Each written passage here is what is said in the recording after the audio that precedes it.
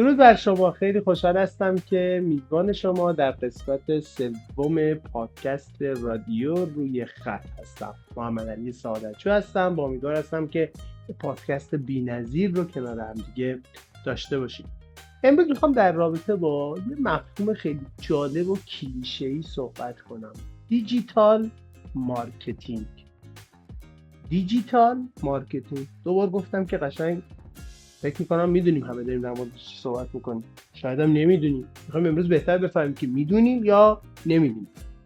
یه مفهوم کلیشه‌ای الان توی بازار زیاد شده، فلان تیمی، فلان فردی اومده در واقع دیجیتال مارکتر فلان مجموعه‌ای هستش. شما به عنوان صاحب کسب و کار، به عنوان فردی که شاید علاقه‌مند باشید به حوزه خدمات آنلاین، خدمات روی خط، من فکر میکنم محتوای امروز میتونه جذاب باشه برای شما. ما امروز قراره یه ذره بیشتر با هم دیگه در مورد اینکه به چه فردی میگن دیجیتال مارکتر، مثلا دیجیتال مارکتینگ چه حوزه هایی داره، چه کارهایی توی دیجیتال مارکتینگ میتونن انجام بدن، قراره با هم دیگه صحبت کنیم. حداقل کلا نره سرمون توی بازار داغونی که ماها پولا رو سکه به سکه به دست میاریم. حالا باید یه جا بدیم یه بنده خدایی که میگه من دیجیتال مارکترم، یه شرکتی که میگه من میتونم دیجیتال مارکتینگ کسب و کار رو داشته باشم. ببینیم کیا میتونن در واقع دیجیتال مارکتینگ کسب و کار ما رو راهبری کنن و ببرن جلو.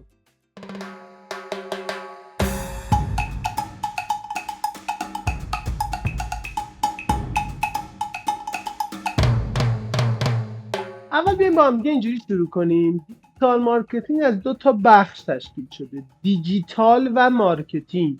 دقت کنید، خوب گوش کنید به حرفای من.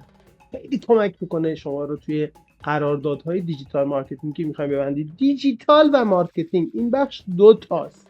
متاسفانه اکثر افراد فقط روی دیجیتالش دارن سرمایه گذاری میکنن و خیلی توجهی روی مارکتینگ ندارن. مارکتینگ یعنی بازاریابی. دیجیتال میشه استفاده از ابزارهای دیجیتالی برای مارکتینگ. یعنی من از روش‌های نوین روی خط، به روز، آنلاین برای توسعه مارکتینگ کسب و کارم باید استفاده کنم. پس اینجا یک ابری، الان دیدید از این فیلم‌ها، ابری باید روی سر شما شکل بگیره. باید خودتون بپرسید من میخوام دیجیتال مارکتینگ بکنم که کجای مارکتم رو توسعه بدم، چه جوری مارکتم رو توسعه بدم. این ابزار دیجیتاله که به شدت در واقع داره توسعه پیدا میکنه، داره توی سوشال مدیا، توی وبسایت، توی فضا، همه نوع فضای آنلاینی داره توسعه پیدا میکنه. متاسفانه توی ایران یه ذره ازش غافل شدن، مقبول مونده. یعنی چی؟ یعنی به محضی که یکی میاد شما میگه من متخصص دیجیتال مارکتینگم، شما ازش بپرس چیکار میکنی، بیش از 80% اونها میگن آقا ما اینستاگرام رو میچرخونیم. همینجا شما یه دونه تابلوی ورود ممنوع باید نشون بدید. چرا؟ چون اینستا یک بخشی از فضای آنلاینه، یه بخشی از اون دیجیتاله هستش. اگر که یه کسب و کاری داری که خب خونگیه، صرفا اینستا قراره برای تو کار بکنه یا تو تصمیم گرفتی که فقط تو اینستا کار کنی، اون میتونه جواب باشه. ولی من اونم براش راه حل دیگه پیشنهاد دارم، حالا به موقع بهتون توضیح میدم. پس دیجیتال مارکتینگ در واقع استفاده از همه ابزارها و فعالیت‌هایی هستش که بازاریابی میکنه و محصول و خدمات شما رو به افراد متنوعی معرفی میکنه. من اگه خواسته باشم بگم، از وب، از اینترنت، از موبایل، واقعیت افزوده، واقعیت مجازی، سوشال مدیا، همه اینا میتونه توی دیجیتال مارکتینگ دیده بشه. اگه بخوام لیست کنم اون ابزارهای دیجیتالی رو، اینجوری میشه. میگم آقا وبسایت زدی، خب معرفی وبسایت کار دیجیتال مارکتینگه. اینستا رو راه اندازی کردی، معرفی اینستا کار دیجیتال مارکتینگه. یه چنل یوتیوب زدی، معرفی این چنل کار دیجیتال مارکتینگه. اومدی یه اپلیکیشن موبایل درست کردی، معرفی این اپلیکیشن کار این دیجیتال مارکتینگ هستش. یه دیجیتال مارکتر حرفه‌ای باید بتونه برنامه بده برای همه این بخش ها. معمولا فقط روی اینستا کار میکنن. کانتنت مارکتینگ، هر کی به شما گفت، یه بخشی از این دیجیتال مارکتینگ هستش. این باوند مارکتینگ یا بازاریابی درونگرا دیجیتال مارکتینگ است. ویدیو مارکتینگ که به شما گفت یه بخشی از این دیجیتال. SMS مارکتینگ به شما گفتن یه بخشی از این دیجیتال مارکتینگ. به شما گفتن SEO، به شما گفتن تبلیغات کلیکی، اینا تماما یه بخشی از این دیجیتال مارکتینگ هست. یعنی ما از بستر دیجیتال برای معرفی کالا و خدمات خودمون قراره استفاده کنیم. خب یک دیجیتال مارکتر موفق، یک شرکتی که مدعی دیجیتال مارکتینگه، باید بتونه تو تمام این بخش و خدمات یه دوره ای رو اومدیم شرکت کردیم. یکی از دوستان جلوی اون فایلی که جلوش گذاشته بود معرفی شده بود نوشته بود متخصص دیجیتال مارکتینگ. یه آنتراکا به فضای آزادی که بین کلاس بود من جلسه گذاشتم با ایشون، گفتم خب چیکار می‌کنید دیجیتال مارکتینگ؟ خب من پیجای اینستاگرام رو میچرخونم. بعد یه عالمه محتوا هم به من نشون داد، خیلی برام جای تعجب بود. قبول دارم که توی فضای اینستا آدم ها محتواهای زرد رو خیلی بیشتر دوست دارن تا محتوای واقعی، ولی واقعا لیبل دیجیتال مارکتر به فردی گفته میشه که واقعا متخصصه، نه متخصص مسخره بازی در آوردن. این یک شخصیت دیجیتال مارکتر نیست. این کانتنت فان درست میکنه، میتونه در راستای توسعه حالا یه برند، یک شخص، حالا میگم خیلی حساسه وقتی شما یه برندی هستی برای خودت تو جامعه، نباید بری سر وقت یه همچین سبکایی، یا اگرم داره کار میکنی خیلی لطیف، خیلی آروم. ما یه عالمه محتوای زرد و به درد نخور و فان و مسخره داریم تو بعضی از فضاها که اون آدمایی که اینا رو درست میکنن اسم خودشون رو گذاشتن دیجیتال مارکتر. از اون چارچوب تعریف دیجیتال مارکتینگ کاملا دوره.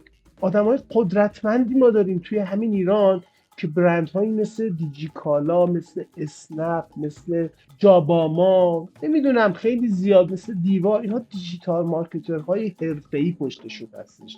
اونها واقعا آگاهانه با سواد کامل چارچوب رو میشناسن و برای توسعه اون چارچوب دارن تلاش میکنن.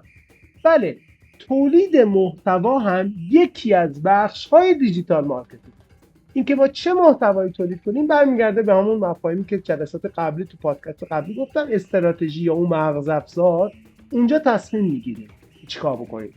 دیدید شما اپلیکیشن های موبایلی رو شما شروع میکنید کار کردن، یه تبلیغات های ریزی میاد پایین صفحه، یا زمانی که شما دارید بازی های آنلاین رو انجام میدید، یه گوشی تلفن همراهتون یه تبلیغاتی رو میبینید که از یه محصولی یه بازی دیگر رو داره معرفی. اینا تماما دیجیتال مارکتینگه. دیدید شما میرید یه وبسایتی رو باز میکنید، اطرافش یه سری بنرهای تبلیغاتی رو میبینید، اینها هم دیجیتال مارکتینگه. میرید شما یه پیجی رو باز میکنید، توی استوری هاش تبلیغات یه مجموعی رو گذاشته، این هم دیجیتال مارکتینگه. همه اینها دیجیتال مارکتینگه. میری توی گوگل سرچ میکنی یه محصولی، یه مجموعی که نمیشناختی، یه محصولی رو اون بالا میبینی، این هم دیجیتال مارکتینگه. یا یکی میره پول میده به گوگل، تبلیغات کلیکی گوگل استرام، گوگل ادورس رو میگیره، این هم دیجیتال مارکتینگه. ما باید بدونیم که داریم از دیجیتال مارکتینگ چه استفاده میکنیم. یا مثلا بذار یه چیز دیگه بهت بگم جالبه بدونیم. تو دیجیکالا یه مفهومی داریم به نام افیلیت مارکتینگ یا بازاریابی توسط همکاران. شما میای یه محصولی رو میذاری برای فروش توی دیجیکالا و بعد یکی میاد افیلیت میکنه این رو، تبلیغات اینو میره تو وبسایتش جای دیگه میذاره، این هم دیجیتال مارکتینگه. یا مثلا یه اینفلوئنسری یه پولی میگیره و تبلیغات شما رو انجام میده، این هم دیجیتال مارکتینگه. ببین چقدر متنوع شد. پس شما وقتی یکی به شما مراجعه میکنه میگه من دیجیتال مارکتر هستم، شما باید تخصصش رو بپرسی، بدونید کجا داره کار میکنه، چی کار داره میکنه، اصلا شما کسب و کار کدوم بخش خوبشه.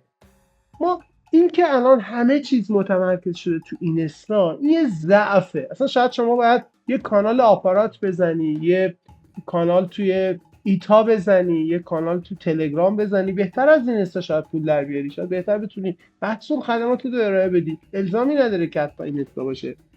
ولی الان این یک درد، یک اپیدمی عمومی هستش که هر کسی که این اینستاگرام رو میتونه راهبری کنه این اسم خودشو میذاره دیجیتال مارکتر و پولای زیادی هم میگیرن. شما یک کسب و کار حداقل بدون، شما دوست خوب من که امروز با هم دیگه داریم این پادکست رو میسازیم، اجرا میکنیم، قراره گوش بدیم، قراره با هم رشد کنیم، حداقل تو بدون سوشال مدیا یکی از بخش‌های دیجیتال مارکتینگ. ویدئو مارکتینگ یه بخشی از دیجیتال مارکتینگ، افیلیت مارکتینگ، تبلیغات کلیکی، بازاریابی موبایلی، همه اینا یه بخشه. کسب و کار وقتی میخواد رشد بکنه باید چارچوب کل اینا رو بتونه درگیر بکنه. ولی یه نکته مشترک همه اینا تو این فضا دارن، توی سشن قبلی هم صحبت کردم بازش، که اون کانتنته. یعنی ما همه این مارکتینگ بر پایه کانتنت سوار میشه. یعنی اونی که اینستاگرام کار میکنه هیچ مفهومی از شاید پادکست نمیدونه، شاید در مورد تکست نویسی های هوشمندانه که الان توی SEO داره انجام میشه دیدی نداره، فقط میدونه ویدیو چیه، اونم دوباره خود انواع ویدیو، خود نکات ریزکاری هایی که در مورد یه ویدیو وجود داره، ساخت ویدیو وجود داره شاید ندونه و صرفا میدونه که باید پست آپلود کنی، ویدیو بذاری، ریلز بذاری. اینا این مفاهیمی هستش که اونا بلدن و قرارن منتشر میکنن. خواهش میکنم زمانی که داری پول خرج میکنی برای فضای آنلاینت بدون که باید کجا هزینه کنی، چی کار بکنی، کدوم بخش این دیجیتال میتونه به تو کمک کنه و تو دام بعضی از این همکارهای ما نیفت که گرفتار میشی. امیدوارم محتوایی که ارائه دادم برات مفید بوده باشه، بتونی ازش استفاده کنی، کسب و کار رو رشد بدی. منم هر جا میتونم کمکت کنم با کمال میل و افتخار در خدمت شما هستم. موفق باشید و پیروز.